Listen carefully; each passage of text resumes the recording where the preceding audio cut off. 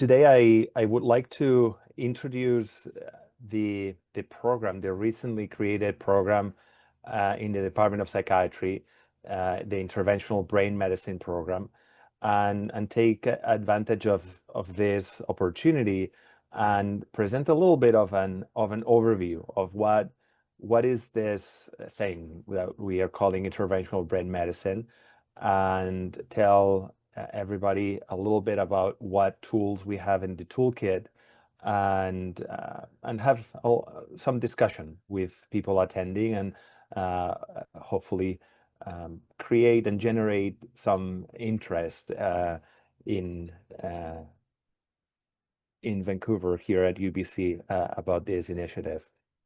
As Nicole mentioned, I'm a psychiatrist by training, but also a clinician-scientist by adoption, so to speak. And I'm an associate professor here in the Department of Psychiatry and an associate member in the School of Biomedical Engineering. Again, this is the outline I mentioned. We'll start with a definition of what is IBM, or interventional brain medicine. We'll review 4 of the different modalities that we have within interventional brain medicine, and we'll close with a little bit of an overview of what's happening in terms of interventional brain medicine here at UBC. This is a tentative definition. Again, it's not been tested in a peer-reviewed publication, but is my first attempt at this.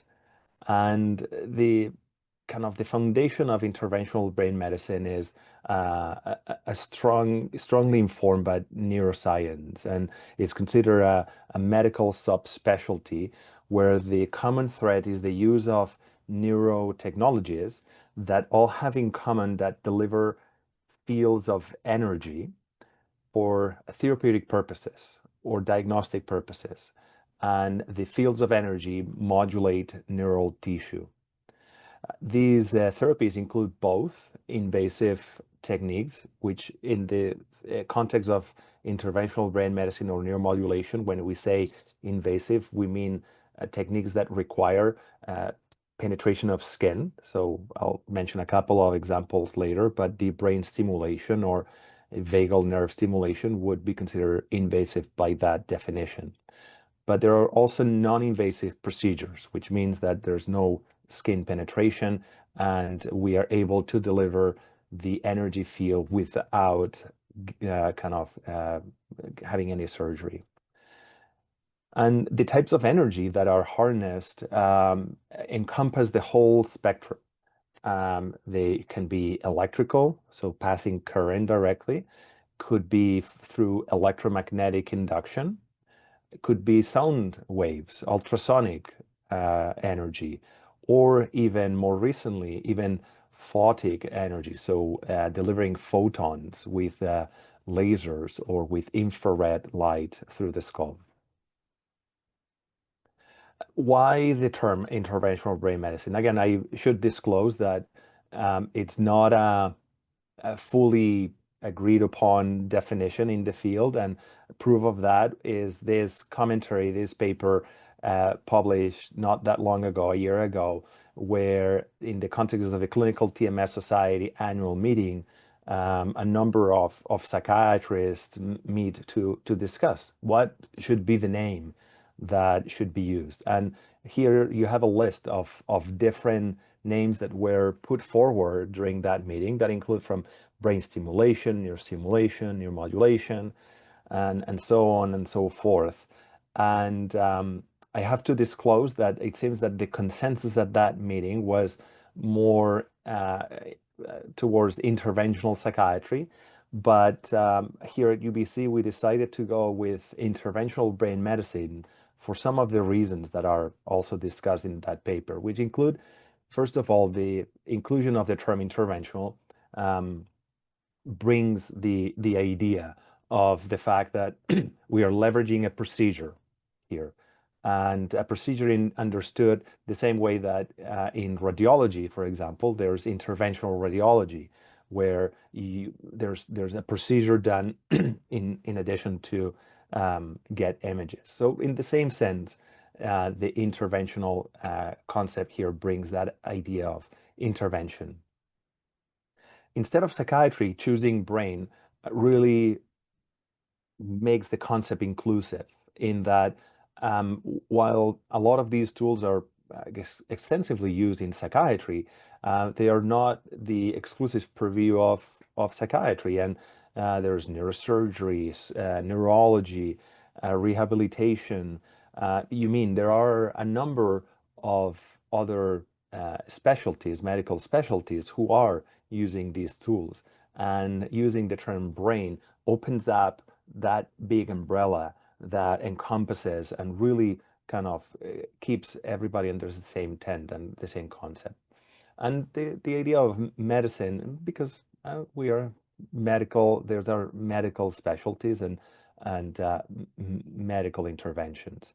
So that's where the choosing of the name for the new program comes from. And to attest to the kind of to the choice, part of the members already registered in the program are actually people from physical therapy, from neurology, from neurosurgery.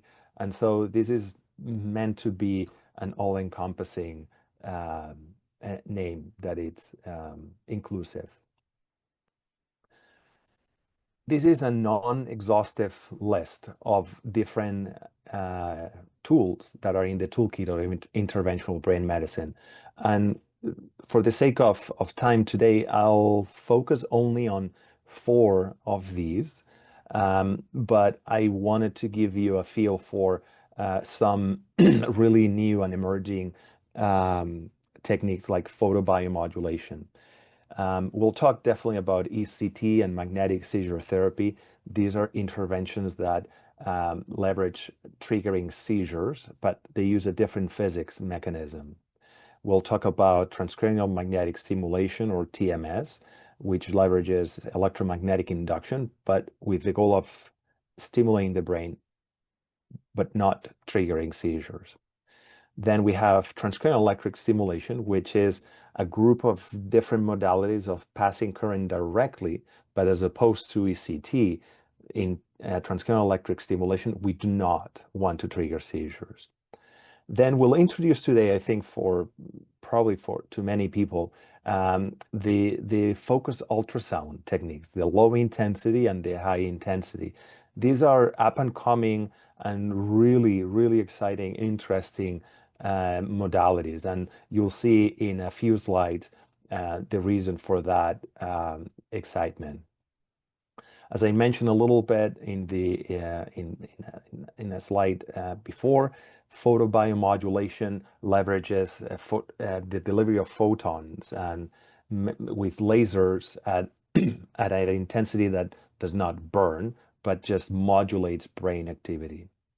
And today I won't have time to touch on the 2 main invasive tools, which are deep brain stimulation and vagal nerve stimulation, but it's important for folks to know in an introduction talk like this and mention them as part of the toolkit. Let's start with transcranial electric stimulation. And I hope that I spelled out all the acronyms on the slides where I present the apparatus, because one of the features of interventional brain medicine is that it's a nightmare of acronyms. And even now for me, it's like sometimes get confused a little bit. So hopefully that helps everybody on this talk. As you can see, the apparatus is rather simple. It's kind of the size of a hand, really, this box, and operates with 2 AA batteries, very little energy.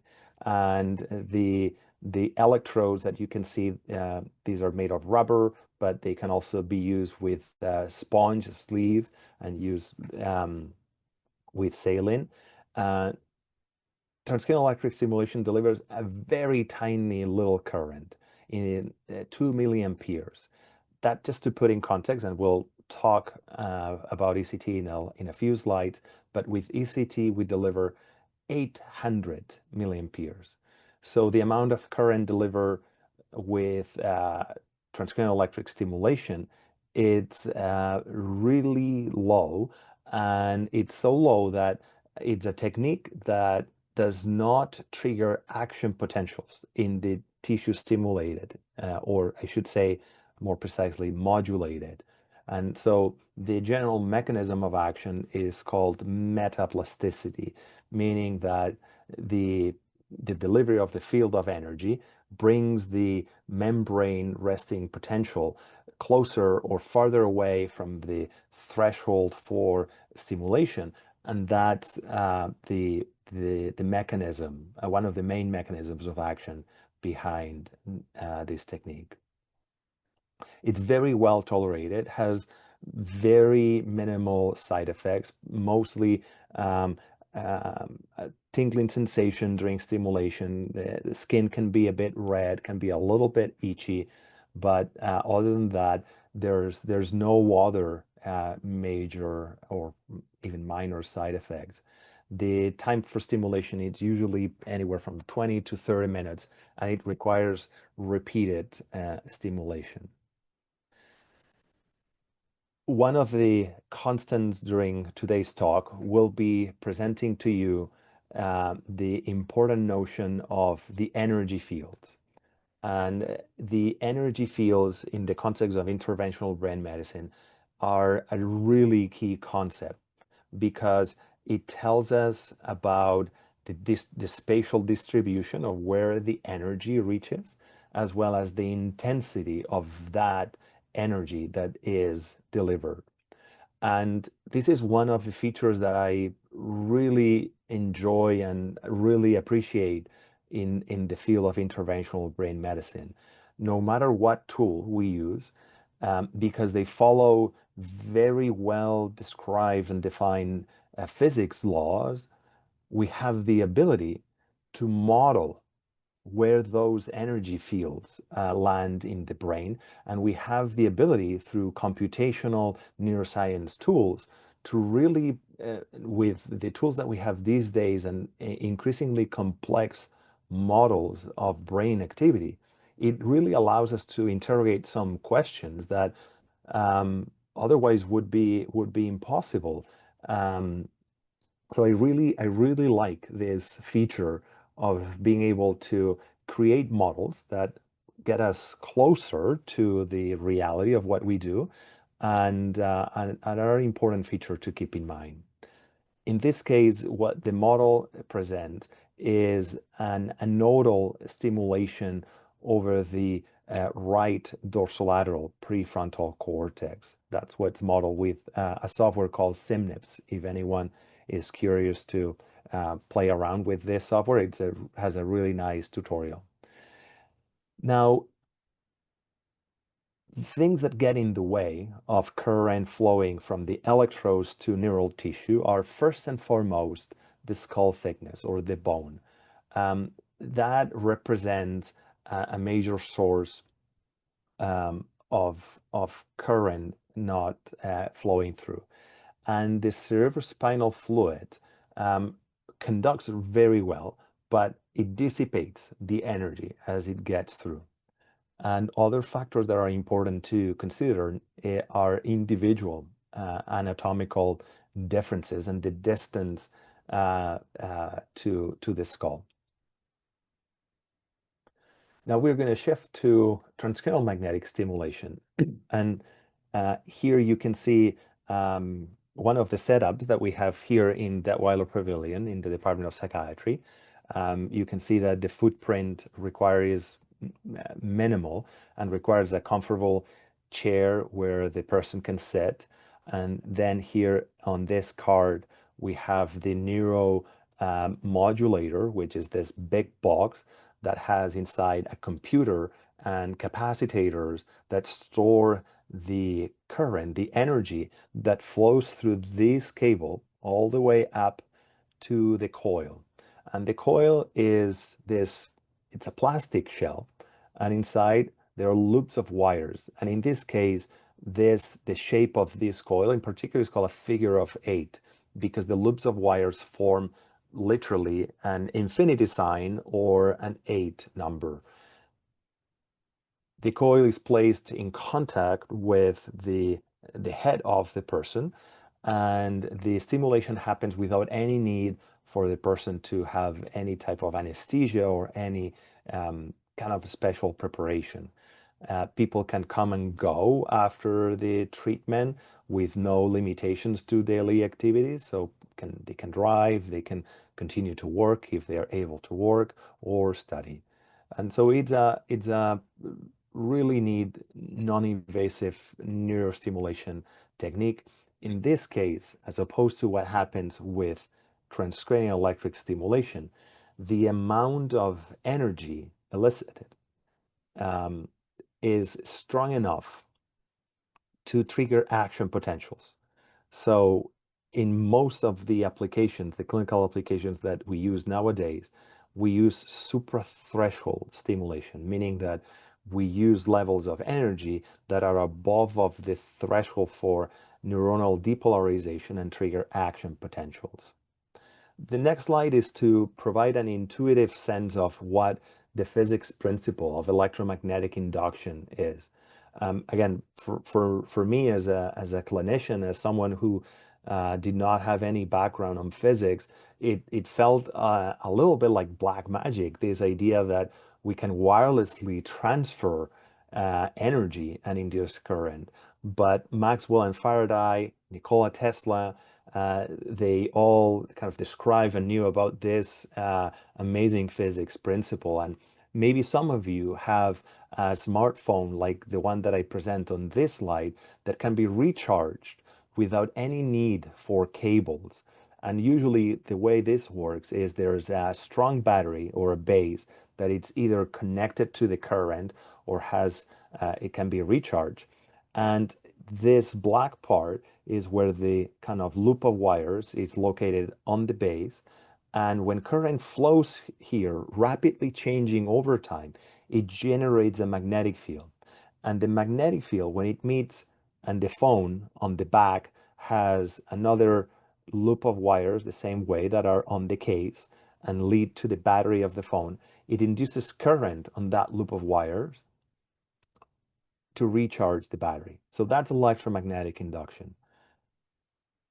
For TMS, we leverage this principle, and in TMS, the coil is the base and the phone is the brain.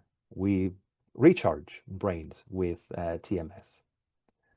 These are more technical for those of you who have a background in physics and understand and are comfortable with the Maxwell-Faraday equations of electromagnetic induction. This is the simple equations that describe that phenomenon. And this is another visualization of in this case, of a round coil, and the direction of the flow of current in the coil generates this magnetic field that, because of this particular geometry in kind of round, it literally has a donut shape. If you imagine around this kind of purple lines, it generates a donut type of magnetic field. When that magnetic field finds material that is able to conduct current, it can induce current. And the brain tissue is not like metal in terms of as good as a conductor, but it's a pretty good conductor because the kind of the material that is made has a lot of water and a lot of different ionic composition. And so that creates a degree of differential charge and makes it a fairly good tissue to induce current. On the right-hand side, what you can see is another SIMNIPS modeling of the coil position at the dorsolateral prefrontal cortex, the left dorsolateral prefrontal cortex, which is one of the most common target for TMS to treat depression. That's the most common target that we use. And I want to draw your attention to the fact that the most red area is fairly focal. And so roughly it's the dimensions of a $0.25 coin. if any of you have seen one of those lately. And then if you move outwards, the amount of current that is induced decays with distance rapidly, and that's why we have these tones of yellow and then light blue. So TMS is a relatively focal uh, tool in interventional brain medicine. It allows us to target discrete areas of the cerebral cortex and modulate, by doing that, brain circuits that are fairly circumscribed. We'll see later that there are other tools that are even more focal, more precise than TMS, and there are other tools that are way less precise and focal.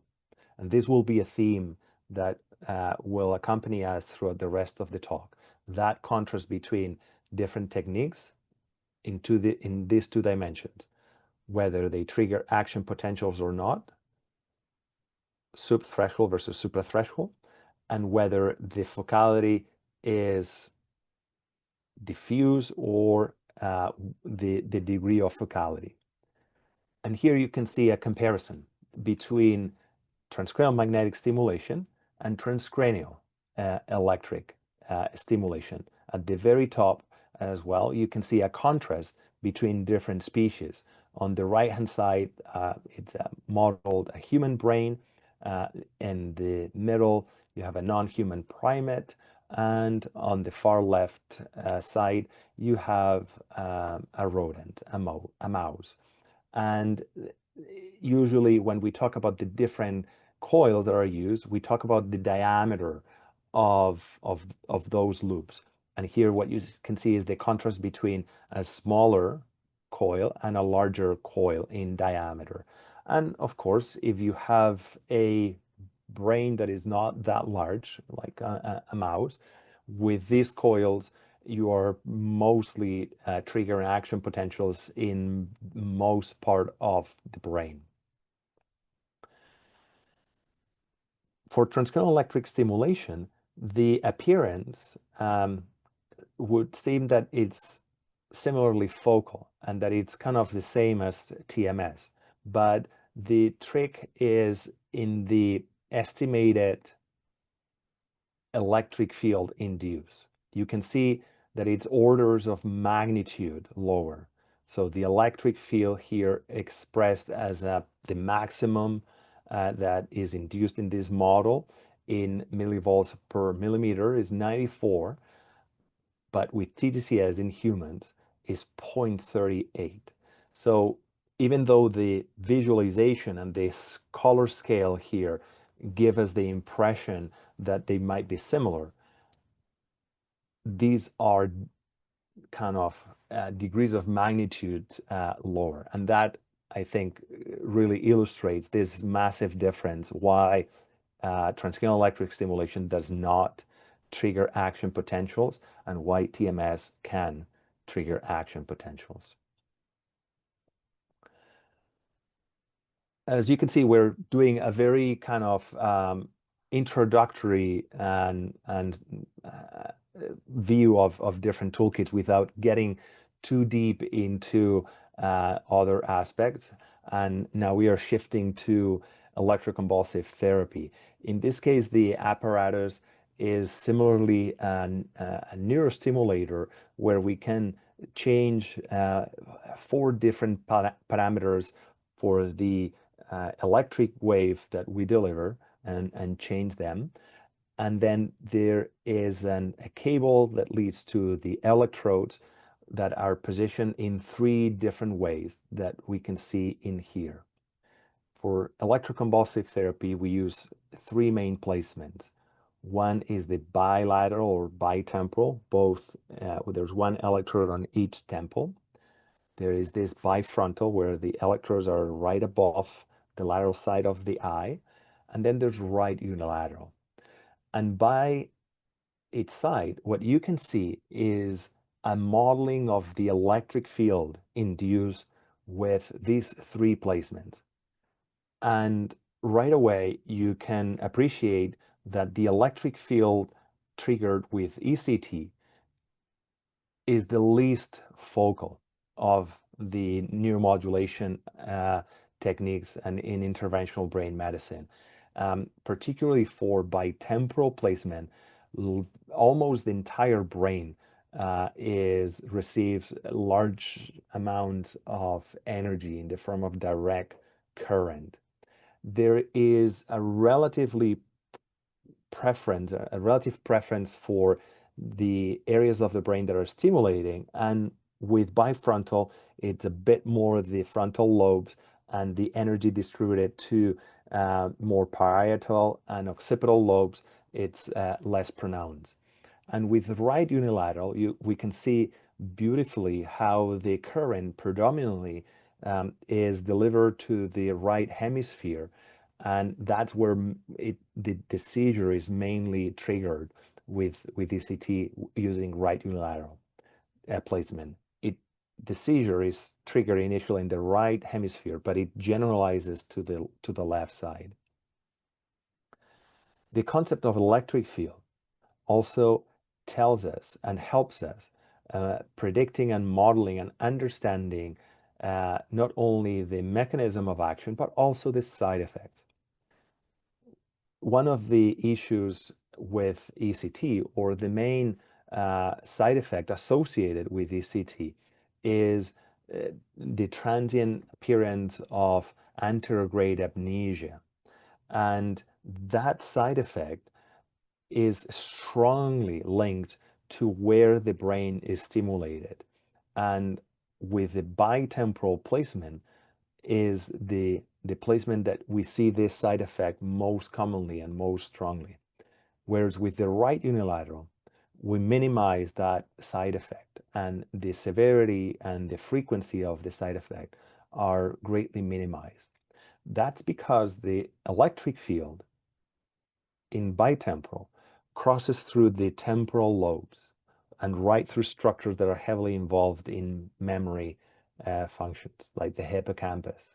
Whereas in the right unilateral, we only affect and get the electric field in one side only, and we are therefore sparing the right temporal lobe from delivering energy.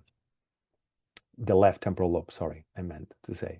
And so, as I was mentioning earlier, the ability to create these models, and now with more advanced techniques to include observed data collected in the same subjects with EEG or with fMRI or even functional near-infrared spectroscopy, it does allow us to really get very sophisticated, and we're getting close to be able to predict a number of things that back in the days when ECT was first described in kind of 1938, it was unimaginable to be able to get here. So I think that's part of the excitement linked to interventional brain medicine, these modeling tools.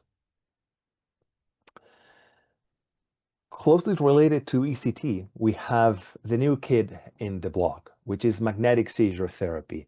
And if the device for magnetic seizure therapy resembles a little bit the device for TMS, is because the physics principle behind magnetic seizure therapy is also electromagnetic induction.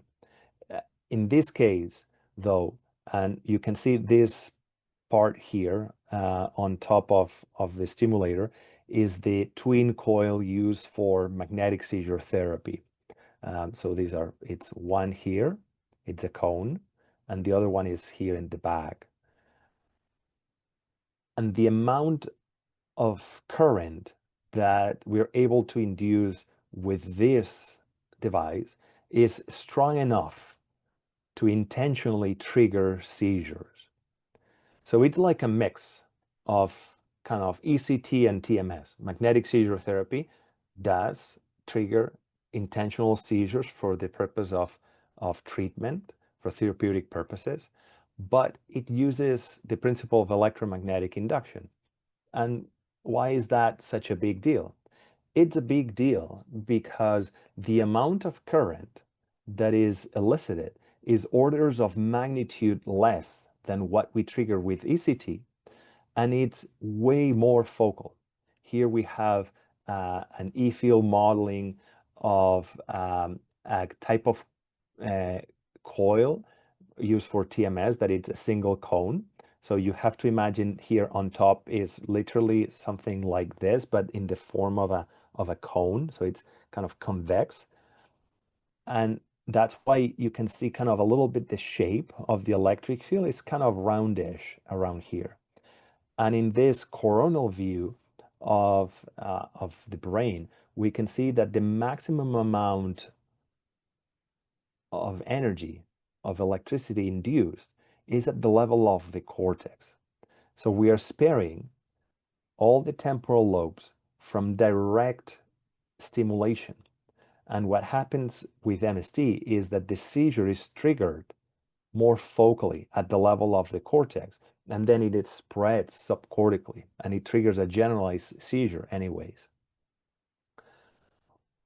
But the fact that there's less energy penetrating inside makes the frequency and severity of cognitive side effects associated with MST way, way less than compared to ECT. So MST is still not approved for clinical use in any jurisdiction in the world, but the pivotal trials, or the pivotal trial for comparing MST to ECT in depression, should be coming out in the next few months, and things might change in the very near future. The same thing I can say for the indication of MST for bipolar depression. There should be a study coming out in the next few months, and this will be, I think, in the next 5 years, we should see this modality hopefully making it to the clinical realm in some jurisdictions. Sometimes it takes quite a little bit from the time that the science shows that a treatment is effective and safe to the time that it makes it available to in their healthcare systems. Just speaking for TMS here a little bit. Here, for more contrast, you can see a comparison between ECT, which are the first three columns with the three different placements that I mentioned, and in the last column, that circular coil used for magnetic seizure therapy. The difference is massive in terms of both the amount of brain volume stimulated and with the intensity of current delivered. And that explains, and it's at the core of the differences in the side effect profile between ECT and MST.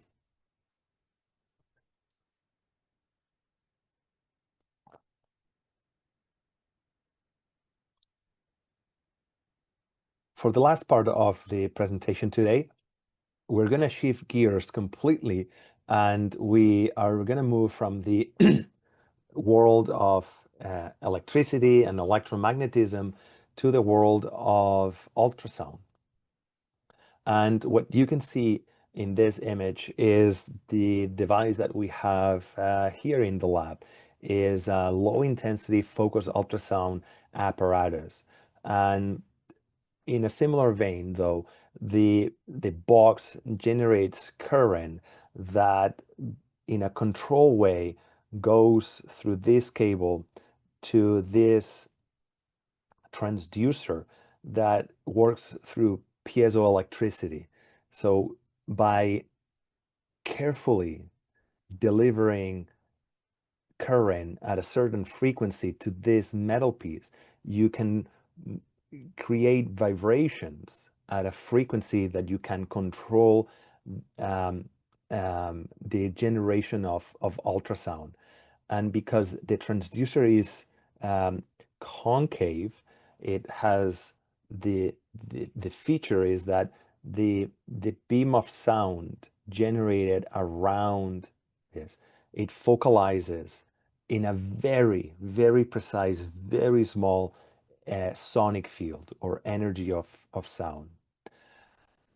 This requires a little bit of explanation, a bit more, because I think for for most people, and I include myself before learning about this new technique, I thought of ultrasound as a diagnostic tool. This is the application that we see on the left. As a diagnostic tool, the ultrasound is spread and casts a wide net, and it also has a mechanism in the transducer to detect the echo of that sound and generating an image in this way. Focus ultrasound is the opposite in terms of spreading the field of sound pressure. We want to focalize it. And an analogy that at least it helps me quite a bit to visualize this is a magnifying lenses.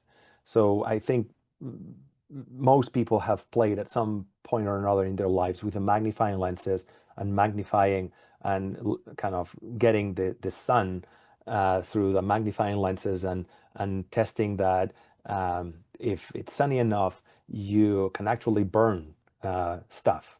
So that tells you that if you focalize energy, you can do really amazing things. And so this is the case for focus ultrasound.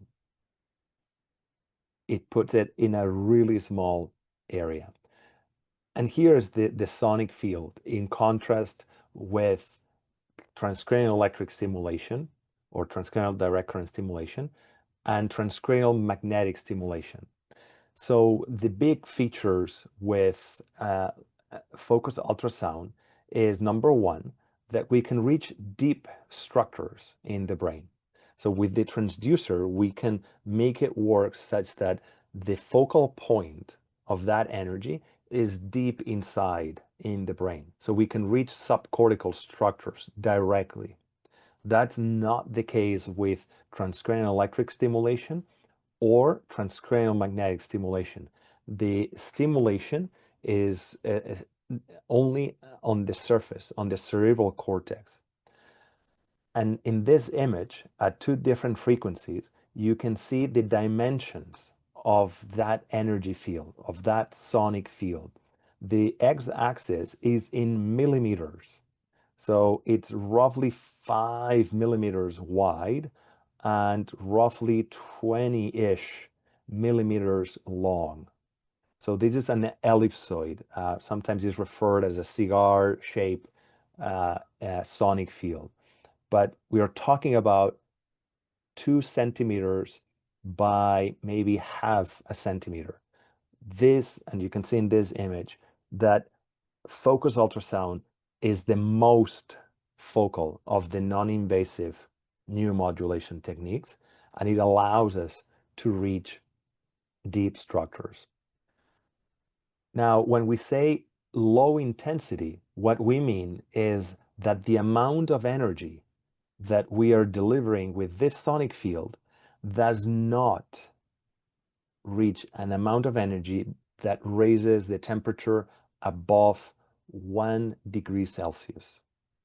So this is very important because in the application for neuromodulation of low intensity focused ultrasound, what we do is we deliver energy way, way below a level that can raise temperature in any meaningful way. It does not raise temperature, but that delivery of a sound wave in a focal way has the ability to modulate brain activity. And we'll see in the next slide some of the hypotheses for the mechanism of action of this. Sorry, this is the slide for the mechanism of action. This is a paper that I strongly recommend to anyone who's curious about how the heck that can this work. And it has profound implications, I find, for our understanding of how neurons work in the brain. Personally, until I learned about focused ultrasound, I conceptualized the transmission of uh, information in the brain as a pure and only biochemical and electrical phenomenon. It turns out that there's more to that. It's biochemical, is electrical, but fluid mechanics has a lot to do. And that's because, and I realized that I wrongly conceptualized the cell membrane and the axons as a rigid wall that are just a barrier there to differentiate inside from outside, intracellular from extracellular space. It's far from that. The reality seems to be that that lipid bilayer is a very, very complex structure that has bioelectrical properties. So this is truly fascinating. The bending of the membrane changes the polarity, the charges across the lipid bilayer. And so there's mechanisms called like direct flexoelectricity or indirect flexoelectricity, meaning that when the ultrasound hits the membrane, just by making it bend, it's changing the conductances just by that biophysics mechanism. That's not the only mechanism. There's also more direct stimulation of transmembrane proteins. One of them it's called piezo, that are mechanosensitive. So these are proteins that are highly conservated throughout species and are expressed throughout or cells in the body that are connected to the cytoskeleton of cells, including the cytoskeleton of neurons. And when the focused ultrasound makes this transmembrane proteins vibrate, that gets conducted to the cytoskeleton. And when that shakes, change the conductance of the ion channels linked to the protein. Again, I highly recommend this paper. It's one of those papers that really shakes up the way you understand how the brain works, in my opinion. And it's very, very interesting. What you can see here is kind of the big sibling of focused ultrasound. While I insisted that with low intensity focused ultrasound, we do not raise the temperature in any meaningful way. With high intensity is the opposite. Here, the amount of transducers that are in this kind of helmet that you can see coupled with an MRI scanner, there's around 1,000 transducers located placed in this helmet. And with all those transducers, what you do with high intensity focused ultrasound is focalizing an area for the purpose of raising the temperature enough to create a small lesion. MR-guided high-intensity focused ultrasound has already made it to the clinic. It's an approved indication for essential tremor and tremor in the context of Parkinson's disease. It's an approved treatment. And this is really revolutionary because it requires no incision in the skin. The neurosurgeons, the radiologists are able to reach the areas in the subcortical areas to lesion the circuits that are involved in the generation of tremor, create a small lesion, and literally change how the person does. I had the opportunity and the privilege to see uh, 3 of these procedures in a clinic in Portland just a year ago.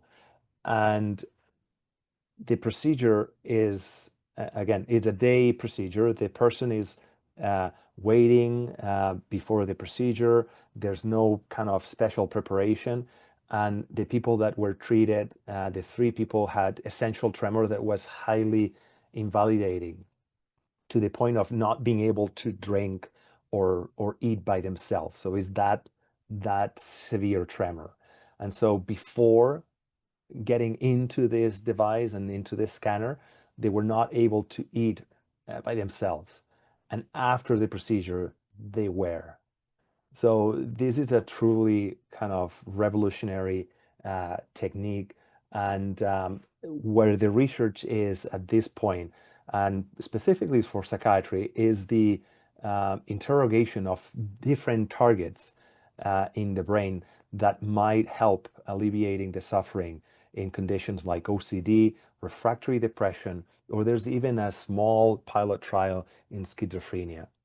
In the next 10 years, I think we're going to hear a lot about this. And we're also going to hear a lot about the other application, which is the blood-brain barrier opening. This is a fascinating kind of spin-off of focused ultrasound, because the way that this works is you combine the focused ultrasound with the injection in the bloodstream of a solution that contains microbubbles. You can see them here in blue. And these microbubbles are engineered in a way that when the focused ultrasound at the frequency that is delivered hits them, that expansion and contraction makes them expand the blood vessels in the brain only in that tiny millimetric volume that we're stimulating, and functionally create a leak in the brain, in the blood-brain barrier. So what that means is that you can deliver anything you'd like, any pharmacological compounds, genetic material, stem cells, biologicals, you name it. We're going to hear a lot about this. There's clinical trials ongoing, for example, applying this to deliver chemotherapy in severe and intractable brain tumors like glioblastoma multiforme.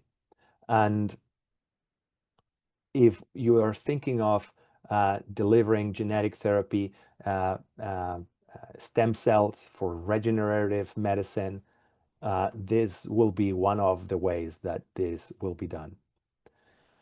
I would like to conclude with two slides. This is a summary of the techniques that we talked about today. And you can see in the energy field how we talked about three different types of energy that allow us to modulate brain activity, or in the case of HIFU, to also burn small amounts of tissue for the purpose of ablation. And you can see that different techniques can reach either only on the surface of the brain, on the cortical surface, or can also reach subcortically, deep inside. Last slide is to give you a little bit of a sense of what's going on at UBC with interventional brain medicine. I'm particularly excited, and I was very happy to do this year for the first time this course for undergrad students in the program of neuroscience.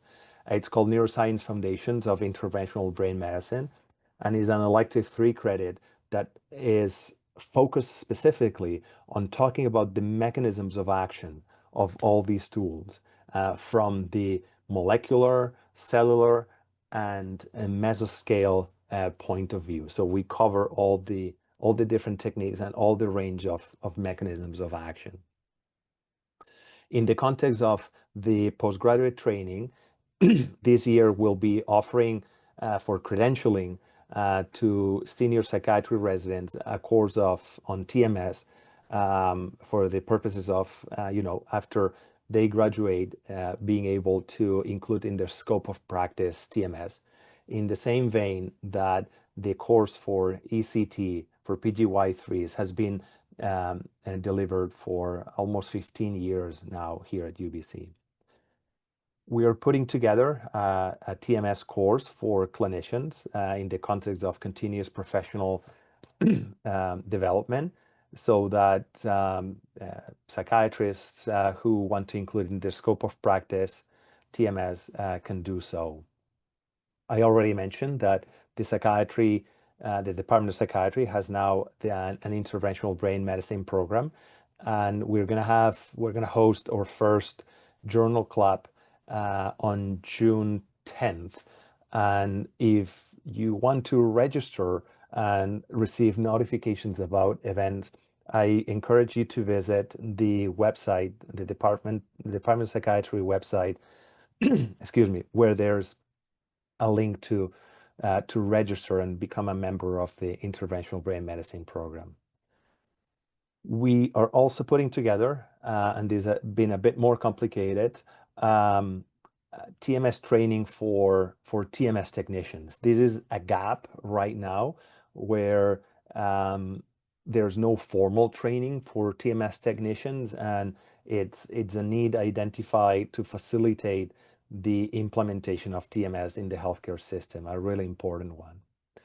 And last but not least, we'll be putting together the first BC interventional brain medicine workshop. This will be a one-day event where people from different disciplines will be talking about recent developments in this field. Thank you so much for your attention.